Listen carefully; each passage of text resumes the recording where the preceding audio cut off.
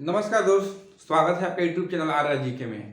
चलिए, पिछला क्लास हम लोग बहुत ही इंपॉर्टेंट कर चुके हैं। आप लोगों को बिल्कुल समझ में आया होगा, जो कि इतना बहुत अच्छा से समझाया था मैं आपको।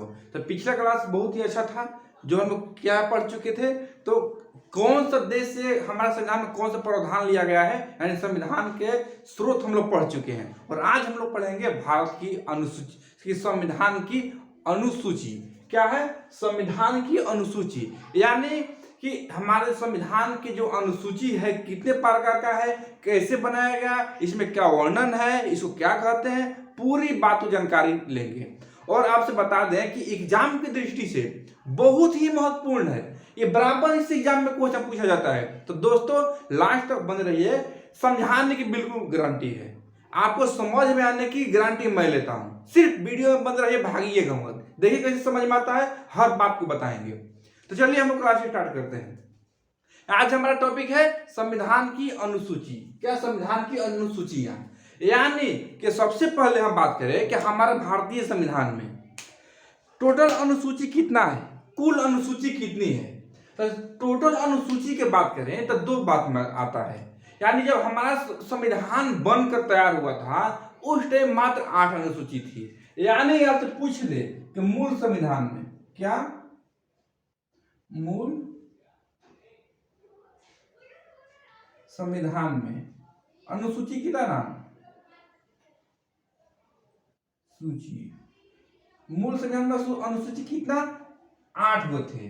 लेकिन यही बोल दे कि वर्तमान में कितना है, वर्तमान में तो वर्तमान में कितना है, 12। यानी आपसे कोई पूछ दे कि ये बताओ कि मूल संविधान में कितनी अनुसूचियां थी, तो क्या बताइएगा, मूल संविधान में अनुसूची की संख्या 12। लेकिन नहीं पूछेगा कि ठीक है और अभी टोटल वर्तमान में कितना अनुसूची है, तो वर्तमान में 12 अनुसूची। यानी शुरू में जब संविधान बनकर तैयार हुआ तो उसमें 8 अनुसूची थी, और जैसे जैसे जिसको नियम कानून के जैसे जैसे यानी जरूरत पड़ता गया, वैसे वैसे हमारे संविधान में संशोधन करके और अनुसूचियों को शामिल किया गया। तो कैसे शामिल किया गया, 8 से 12 कैसे हुआ, कौन कौन जुड़ा, कब जुड़ा, कैसे जुड़ा, टोटल बात बताएंगे। कब? तो वीडियो में बने रहिए, जब 8वीं क्रॉस करेंगे तो पूरी बात को जानकारी देंगे ये कैसे कैसे बना। तो चलिए ठीक है, हम चलते हैं क्लास के ऊपर। अब मेन तो बेसिक जानकारी हो गया, यानी कि से कोई पूछ दे कि टोटल अनुसूची कितना है, तो टोटल 12। यानी पूछेगा कि टोटल ये कितना टोटल हो गया ना, टोटल अनुसूची 12। मूल संविधान में तो सीधे बोलेगा 8। क्लियर है यहाँ तक? अब देखिए 8 अनुसूची है तो हर अनुसूची को लाइन से पढ़ेंगे। तो सबसे पहला अनुसूची होता है हमारा पहली अनुसूची, यानी प्रथम अनुसूची में क्या बताया गया है, तो दोस्त प्रथम अनुसूची में ये बताया गया है कि भारत जो है राज्यों का यूनियन है, यानी संघ है। संघ भी 2 टाइप का होता है। यूनियन जो है ना, ये बहुत अच्छा, ये फेमस वर्ड है यूनियन। यानी प्रथम अनुसूची में क्या कहता है कि जो भारत है वो क्या, राज्यों का यूनियन है, संघ है। यूनियन मतलब समझते हैं क्या, कि यूनियन मतलब क्या, कि भारत राज्यों का यूनियन है, यानी भारत कभी टूट नहीं सकता। यूनियन का मतलब क्या, कि पूरा राज्य को मिलाकर, जो भारत है पूरा राज्य को मिलाकर बना है, यानी कि भारत यूनियन है, इसमें वो टूट नहीं सकता। एग्जाम्पल में समझने के लिए बात कर रहा हूं।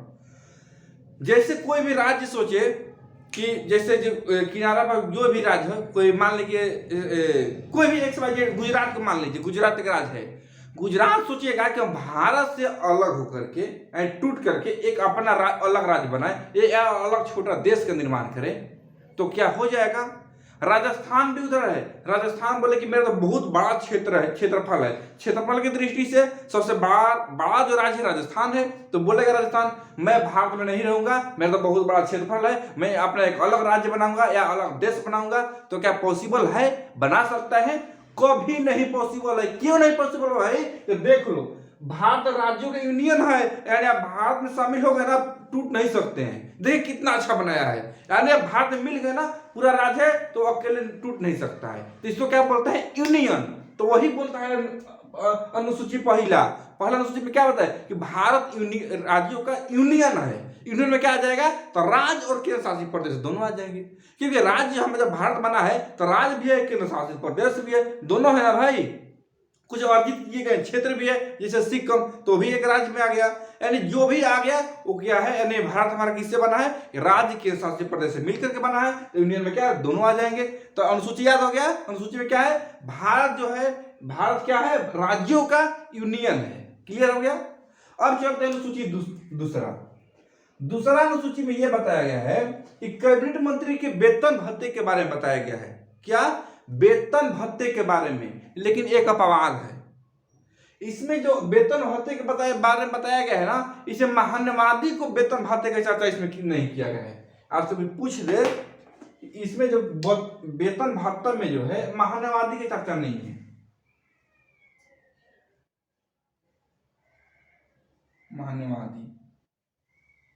महान्यवादी का वेतन भत्ता की चर्चा नहीं है, यानी सबका वेतन भत्ता की चर्चा है, लेकिन महान्यवादी को वेतन भत्ता की चर्चा नहीं है। क्यों नहीं भाई, क्योंकि यदि रूल से बात किया जाए तो महान्यवादी को वेतन नहीं दिया जाता है। मैं आपको महान्यवादी का एक अलग ही टॉपिक क्लास लूंगा, बहुत एक महान्यवादी एक अलग चैप्टर ही मैं आपको पढ़ाया हूँ, नहीं तो आप मेरा वीडियो प्ले स्टोर में होगा, देख लीजिएगा। महान्यवादी, यानी महान्यवादी की बात करें तो संवैधानिक तौर पर उनको वेतन नहीं दिया जाता है, लेकिन उनको अन्य जो भत्ते हैं उनको दिया जाता है। वेतन है लेकिन भत्ते दिया जाता है, यानी कि जितना फैसिलिटी है वो दिया जाता है, सिर्फ वेतन नहीं दिया जाता है, फैसिलिटी दी जाती है। जैसे आने के लिए कार, गाड़ी भाड़ा, पेट्रोल, राशन पताई, गैस, सब कैंटीन फैसिलिटी व्यवस्था, मोबाइल फोन, मान जितना भी टोटल व्यवस्था दी गई है, सुविधा दी गई है, अन्य भत्ते दिए गए हैं, लेकिन वेतन नहीं दिया जाता है। क्यों नहीं दिया जाता है भाई, तो उस टॉपिक में बता चुका हूं, आज भी बता देता हूं, इसलिए नहीं दिया जाता है क्योंकि वो महान्यवादी बनते हैं तो सरकार के साथ साथ वो पब्लिक का भी काम करते हैं, तो भाई पब्लिक से भी आप उनको पब्लिक का ही भी आप केस लेके लड़ते हैं, गवर्नमेंट का भी लेते हैं, तो पब्लिक से भी पैसा मिल रही है, आपको इधर से मिल रही है, इसलिए गवर्नमेंट को पैसा नहीं देती है, क्योंकि वो सिर्फ गवर्नमेंट का ही नहीं, वो सभी लोग को काम करते हैं। तो क्लियर हो गया। यानी ऐसे कोई पूछ ले कि 2 नंबर में क्या है, तो वेतन भत्ते, एक अपवाद में किसका नहीं है भाई, तो वो है महान्यवादी का। क्लियर हो गया। अब चलते हैं अनुसूची 3। अनुसूची 3 में क्या है, तृतीय अनुसूची। तृतीय में क्या है, कैबिनेट मंत्री का शपथ, जितने भी कैबिनेट मंत्री है ना उनका शपथ के बारे में बताया गया है, क्योंकि शपथ कौन दिलाएगा, कैसे दिलाएगा, इनके बारे में चर्चा है, लेकिन इसमें भी एक अपवाद है। क्या अपवाद है भाई, कि राष्ट्रपति के शपथ के बारे में इसमें चर्चा नहीं है। किसका, राष्ट्रपति का,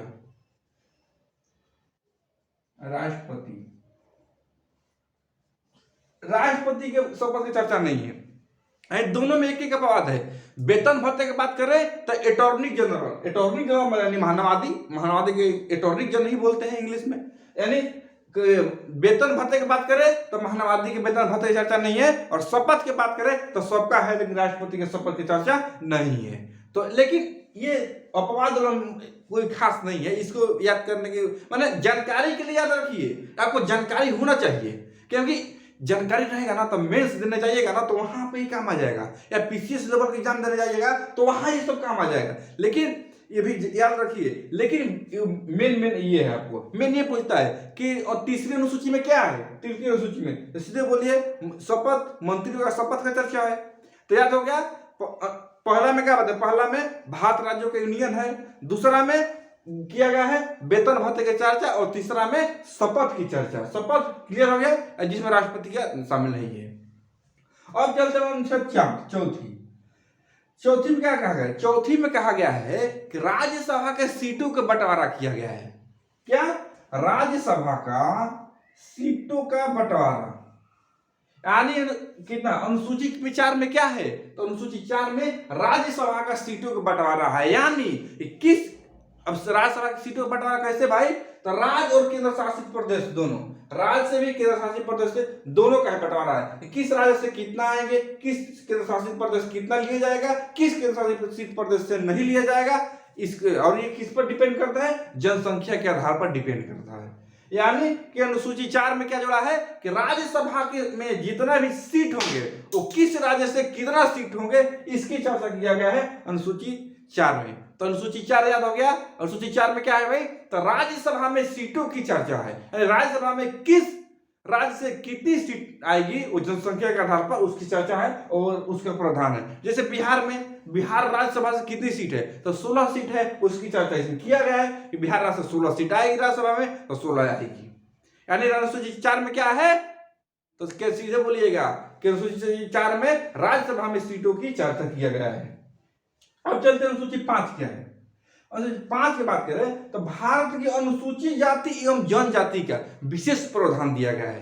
क्या भारत की अनुसूचित जाति, देखिए अनुसूचित जाति और जनजाति का प्रशासन का वर्णन, मेन उनका जो वर्णन है उनका प्रशासन के बारे में वर्णन किया गया है। अनुसूचित जाति जनजाति यानी इसको समझने के लिए SC ST बोल सकते हैं। क्या SC ST को मतलब विशेष प्रावधान दिया गया है, उनको छूट दिया गया है। उसकी चर्चा किसकी है, 5वीं में। तो 5वीं में क्या है, तो अनुसूचित जाति एवं जनजाति, वो ज्यादा लंबा पड़ रहा है ना, तो याद रखिए अनुसूची 5 में क्या है, तो सीधे 5 में कहिए कि SC ST का विशेष प्रावधान दिया गया है। यानी हर चीज में उनको इस क्यों दिया गया है भाई, ये सभी लोग जानते हैं कि उन लोग थोड़ा लोअर कैटेगरी से आते हैं, उन लोग इतना विकसित नहीं है।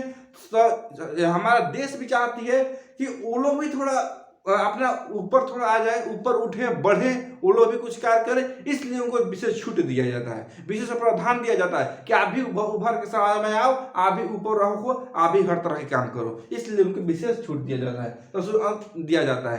तो अनुसूची 5 में क्या है, 5 में सीधे बोलिए SC ST का विशेष प्रावधान दिया गया है। तो इसको देखिए कितना अच्छा से 1 से लेकर 5 तक अनुसूची, और यहाँ मूल संविधान में भाषा 8 हो गया और वर्तमान में भाषा 12। ये इसका स्क्रीनशॉट लीजिए, फिर मैं आपको आगे समझाता हूं। स्क्रीनशॉट लीजिए पहले पूरा को।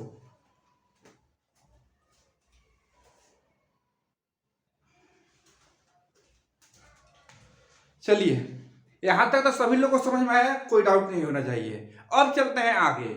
इसके बाद हमारा आती है क्या, 6ठी अनुसूची। 6ठी अनुसूची में क्या है, तो देखिए 5वीं और 6ठी दोनों मिलता जुलता है। 5वीं में क्या कहता है, SC ST के बारे में बताता है, और 6ठी कहता है कि जनजाति के प्रशासन का वर्णन। यानी ये तो हो गया कि बोल दिया कि SC ST के प्रावधान दिया गया है, लेकिन 6ठी में और क्या क्या बोल दिया गया कि जनजाति के प्रशासन का वर्णन, यानी उसमें भी था ही केवल 4 राज्य में, यानी केवल 4 राज्य के जो अनुसूचित जनजाति है SC ST, वो 4 राज्य के विशेष प्रावधान दिए गए हैं। क्या बोला, उनके जनजाति का प्रशासन का वर्णन केवल 4 राज्य के। 4 राज्य को कौन है भाई, तो है असम, त्रिपुरा, मेघालय, मिजोरम। असम, त्रिपुरा, मेघालय, मिजोरम, ये जो 4 राज्य है ना, इसमें जो है अनुसूचित जाति जनजाति का ये 4 के विशेष प्रावधान दिया गया है, और विशेष दिया गया है। यानी तो कोई पूछ लेगा 6ठी अनुसूची में क्या है, तो जनजाति का विशेष वर्णन केवल 4 राज्य के। कौन कौन भाई, तो असम, त्रिपुरा, मेघालय, मिजोरम। अब बोले हमको याद नहीं होगा असम, त्रिपुरा, मेघालय में 4 राज्य कौन कौन, तो ट्रिक दे दे। ट्रिक कैसे याद कीजिएगा, ट्रिक देता हूं, अब जिंदगी में कभी नहीं भूलिएगा। 4 राज्य का कौन विशेष प्रावधान दिया गया है, वो ट्रिक देता हूं। ट्रिक ये है, आप पैसा निकालने कहाँ जाते हैं, पैसा निकालना आप कहाँ जाइए, पैसा निकालने 2 जगह, या तो जाइएगा बैंक में, या तो जाइएगा ATM में। तो इसका सिंपल तरीका, आप बैंक में ATM में चले जाइए, क्योंकि आजकल पैसा निकालना आसान है ना ATM में। अब बैंक में जाइएगा, आप फॉर्म भरिएगा, लाइन लगिएगा, 50 आदमी है, पैसा है नहीं है, बहुत सारा लफड़ा होता है। तो एक काम कीजिए, आप पैसा निकालने से ATM में चले जाइए, क्योंकि ATM में भी बहुत दुनिया भर के ATM है। तो इसे यही फॉर्मूला है ATM, क्या ATM,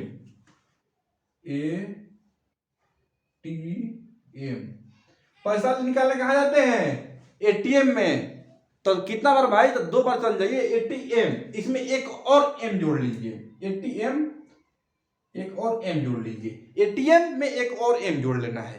तो क्या हो गया इसका फॉर्मूला, ATM, A से असम, T से त्रिपुरा, M से मेघालय, M से मिजोरम। कितना अच्छा ट्रिक है। पैसा निकालना कहाँ जाते हैं भाई, SC ST के लिए, तो ATM में, ATM एक और M जोड़ लो, ATMM। तो फॉर्मूला हो गया हमारा ट्रिक ATMM। तो पहले ATM याद कर लीजिए, एक और M जोड़ लीजिए, तो ये हो गया हमारा क्या ट्रिक हो गया याद करने का। आशा है ना, यानी कि किस राज्य का विशेष प्रावधान दिया गया है, उस राज्य के नाम बताइए। तो ATM में या फिर ATM, A से असम, T से त्रिपुरा, M से मेघालय, M से मिजोरम। 80 mm हो गया। तो ये हमारे 4 राज्य के विशेष प्रावधान दिया गया है। अब चलते हैं अनुसूची 7 की तरफ।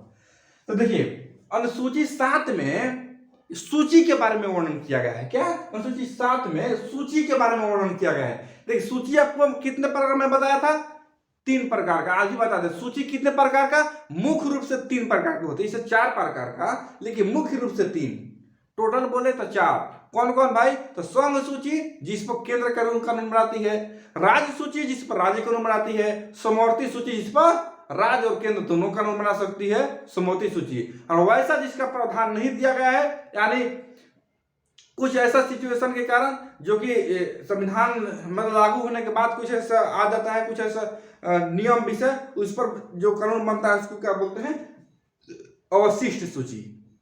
तो मुख्य रूप से 3, अवशिष्ट एक और जोड़ लीजिए 4, यानी मुख्य रूप से 3, टोटल 4। तो क्या है, सूची में सूची का वर्णन किया गया है। अब सूची का वर्णन तो भाई केंद्र हो गया, राज्य हो गया, समवर्ती हो गया, इसमें किस को कितना विषय का जो पावर दिया गया है, तो यानी किस संघ सूची में कितना विषय है, राज्य सूची में कितना है, समवर्ती सूची में विषय कितने, एग्जाम में पूछता है कि संघ सूची में टोटल कितने विषय हैं, तो उसके बारे में बताता हूँ। तो देखिए जब हमारा संविधान बनकर तैयार हुआ था तो मूल संविधान में कुछ अलग था। जब बात बन के तैयार हो गया तो बाद में कुछ और हम लोग को मॉडिफाई किया गया, संशोधन किया गया। यानी जब संविधान बना उस टाइम कुछ और था और अभी कुछ और हो गया है। यानी अभी जब संविधान बना था उस टाइम विषय कुछ अलग था, अभी कुछ अलग है। तो दोनों के बारे में समझेंगे। क्या, तो सबसे पहले संघ सूची। संघ सूची में कितने विषय हैं, तो प्रारंभ में यानी संविधान प्रारंभ में कितना था भाई, 97, और वर्तमान में कितना है, 100। संघ सूची में 100 संघ, 100 से संघ, 100 से 100, याद है, संघ में 100 से संघ, 100 से 100। संघ में कितना विषय, 100 विषय। राज्य सूची में कितना, 66, और कितना था, प्रारंभ में था, और अभी कितना है, 61 है। इसीलिए मैं चार्ट बना दिया ताकि आप कभी कंफ्यूज ना हो। समवर्ती सूची में कितना है, तो 47, और अभी कितना हो गया, 52 है अभी। और अवशिष्ट सूची की बात करें तो इसमें किसी कोई वर्णन नहीं किया गया है। यानी जितनी भी नई नई जो चीज उभरते हुए आ रहा है, जैसे साइबर क्राइम हो गया, फेसबुक, व्हाट्सएप, ये सब कहाँ आता है, इस पर अवशिष्ट सूची में ही आता है। और इस पर कानून कौन बनाती है भाई, सबसे इंपॉर्टेंट ये है अवशिष्ट सूची। किसके अंदर आती है, आता है केंद्र सरकार। केंद्र सरकार कानून बनाता है इस पे, केंद्र सरकार। और अवशिष्ट सूची पर कानून कौन बनाएगा, केंद्र सरकार को बनाएगा। यानी जितना भी देखते हैं ना सोशल मीडिया जो चल रहा है, सब इस टाइप के, मैंने जितने भी चीज आते हैं वो अवशिष्ट सूची में क्या अंतर्गत आते हैं। अवशिष्ट सूची पर कानून कौन बनाएगा, तो सीधे बोलिएगा ये केंद्र सरकार कानून बनाएंगे। तो क्लियर हो गया, सूची क्लियर हो गया। सूची का वर्णन अनुसूची 7 में। तो कोई बोलेगा अनुसूची 7 में क्या है, तो अनुसूची 7, तो ट्रिक समझिए, अनुसूची 7 में क्या है, तो 7 में 100 से 100 से सूची ऐसे याद कीजिए। अब बोलेगा अनुसूची 7 में क्या है, तो 7, तो 7 में 100 से सूची, यानी सूचियों का वर्णन। सूची कितने प्रकार के, 3 प्रकार का, संघ सूची, राज्य सूची और समवर्ती सूची। और एक और टोटल जोड़ना है तो अवशिष्ट कर लीजिए। तीनों का बोले किसमें कितना विषय है, तो मेन इसको याद रखिए। वर्तमान में संघ सूची में 100 है, राज्य सूची में 61 और समवर्ती में 52। तो सूची हमारा क्लियर हो गया। देखिए दोस्त, जब भी आप क्लास कीजिएगा तो कॉपी और पेन लेकर बैठिए, ताकि हर वर्ड को आप लोग नोट करते रहे, ताकि एग्जाम में इस टॉपिक से क्वेश्चन न छूटे। बस मेरा यही कहना होता है, ताकि आप लोग जब इतना मेहनत कर रहे हैं तो एग्जाम से क्वेश्चन नहीं छूटना चाहिए ना, मैं ये सोचता हूँ। अब ये हो गया अनुसूची 7 क्लियर हो गया। अब चलते हैं अनुसूची 8 की तरफ। भाई 8 तो बहुत इंपॉर्टेंट है। अनुसूची 8 में क्या है, तो भाषाओं का वर्णन किया गया है। अनुसूची 8 में क्या है, तो भाषा का वर्णन किया गया है। कितने भाई, तो टोटल कितने भाषा है ये पूछ देगा। तो मैं क्या बताया कि अनुसूची 8 में भाषाओं का वर्णन है। जब हमारा संविधान बन रहा था उस टाइम टोटल मात्र 14 विषय था। प्रेजेंट की बात करें तो प्रेजेंट में टोटल 22 विषय हो गए हैं। यानी संविधान बन रहा था तो प्रारंभ में कितना, यहां देखिए, प्रारंभ में 14 विषय, वर्तमान में कितना है, वर्तमान में 22 विषय है। तो कोई बोलेगा कि भाई आठवां अनुसूची का संबंध किससे है भाई? आठवां अनुसूची भाषाओं से। तो मूल संविधान में कितने भाषा था? मूल संविधान में यानी प्रारंभ में मूल संविधान में तो 14 भाषा। अभी कितना है? तो कितना? तो 22 भाषाओं। अब हम एक बात बोलते हैं कि 14 से बढ़ के 22 हुआ कैसे, ये समझाता हूं। देखिए, जो भी पूछता है न्यू अपडेट पूछता है, न्यू अपडेट को ही ज्यादा पूछता है। नया अपडेट की हम बात करें तो देखिए, नया जो अपडेट किया गया है ना, वो हुआ था 92वां संविधान संशोधन हुआ था। कौन? 92वां संविधान संशोधन कब हुआ था भाई? तो ये हुआ था 2003 में, यानी 92 संविधान संशोधन 2003 में हुआ था। इसके तो 4 भाषा का जोड़ा गया। कौन का भाई? तो बोडो, डोगरी, क्या देखिए, बोडो, डोगरी, मैथिली और संथाली। यही नया अपडेट है। इसका नया अपडेट यही है, यानी हमारा 92वां संविधान संशोधन 2003 में हुआ था। उसमें 4 भाषा के बोडो डोगरी, याद बोडो डोगरी, मैथिली एवं संथाली 4 विषय को जोड़ा गया। तो कोई बोलेगा कि नया अपडेट कौन सा है? माने नवीनतम संशोधन कब हुआ है भाई भाषा में? तो न्यूनतम संशोधन तो 92वां संविधान संशोधन हुआ है 2003 में। इसमें 4 भाषा को जोड़ा गया, बोडो, डोगरी, मैथिली एवं संथाली। टोटल कितना है? 22। टोटल कितने भाषा है? 22। देखिए, याद करने के लिए तो 22 याद कर सकते हैं, आपको मैं पीडीएफ भी दे दूंगा, लेकिन ये इंपॉर्टेंट ज्यादा नहीं है। ये जब पीसीएस लेवल के एग्जाम देने जाइएगा या उससे भी कोई ऊपर एग्जाम देने जाइएगा, या जैसे कि सीजीएल वगैरह में, तो मेंस वगैरह में शायद का काम इसका आ सकता है। और ज्यादा आपका आता है बीपीएससी और यूपीएससी के एग्जाम दीजिएगा तो उस टाइम में इसका ज्यादा एग्जाम कुछ आता है। यानी टोटल कौन कौन सी भाषा थी इसका पूछता है। ऐसे आप इतना ही आपके लिए इतना ही काफी है कि 8वीं अनुसूची में भाषाओं का वर्णन है। प्रारंभ में 14 भाषा थी, अब जोड़ के 22 हो गया। यदि न्यू अपडेट हुआ तो 92वां संविधान 2003 में नया बोडो, डोगरी, मैथिली, संथाली को जोड़ करके 22 हो गया। कितना? 22 भाषाओं है टोटल। अब बोलेगा 22 भाषा कौन है भाई? तो देखो, मैं आपको मैं बता देता हूं। एक लाइट प्रॉब्लम, अब कोई आपसे बोल देगा कि 22 भाषा कौन है बताइए, तो क्या बोलिएगा? 22 भाषा जानते हैं कौन कौन है इसमें? शामिल क्या है इसमें? है असामी, उड़िया, उर्दू, कन्नड़, कश्मीरी, कोंकणी, गुजराती, डोगरी, तमिल, तेलुगु, नेपाली, पंजाबी, बांग्ला डोगरो, मणिपुरी, मराठी, मलयालम, मैथिली, संथाली, संस्कृत एवं हिंदी। ये 22 भाषाओं को शामिल किया गया इसमें। क्लियर? अब देखिए, आपको फिर से सुनना है तो सुन लीजिए कौन कौन सा भाषा है। तो पहला ए से याद करिए। ए से असामी, उड़िया, उर्दू, कन्नड़, कश्मीरी, कोंकणी, गुजराती, डोगरी, तमिल, तेलुगु, नेपाली, पंजाबी, बांग्ला, बोडो, मणिपुरी, मराठी, मलयालम, मैथिली, संथाली, संस्कृत, सिंधी एवं हिंदी को शामिल किया गया है। तो क्लियर हो गया 22 भाषा कौन कौन है? बोलिए तो पीडीएफ आपको दे देंगे। क्लियर है यहां तक? यानी भाषाओं से इतना ही क्वेश्चन पूछा जाता है। तो इसको आप लोग एक बार नोट कीजिए, फिर मैं आपको आगे समझाता हूं। 1 मिनट।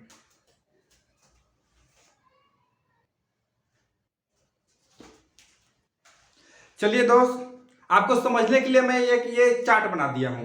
यानी इस चार्ट के माध्यम से आप बिल्कुल समझ सकते हैं आसानी से, इसलिए मैं आपको चार्ट बनाया हूं। क्या है देखिए, यानी 8 तक तो कंप्लीट हो गया। यानी मूल संविधान में कितने? 8 अनुसूचियां थे, 8 बता दिया। अब 12 कैसे हो, 4 कैसे बढ़े वो समझा रहा हूं। यानी जैसे जैसे जरूरत जो चीज का पड़ता गया उसका संविधान में संशोधन करके उसको जोड़ा गया।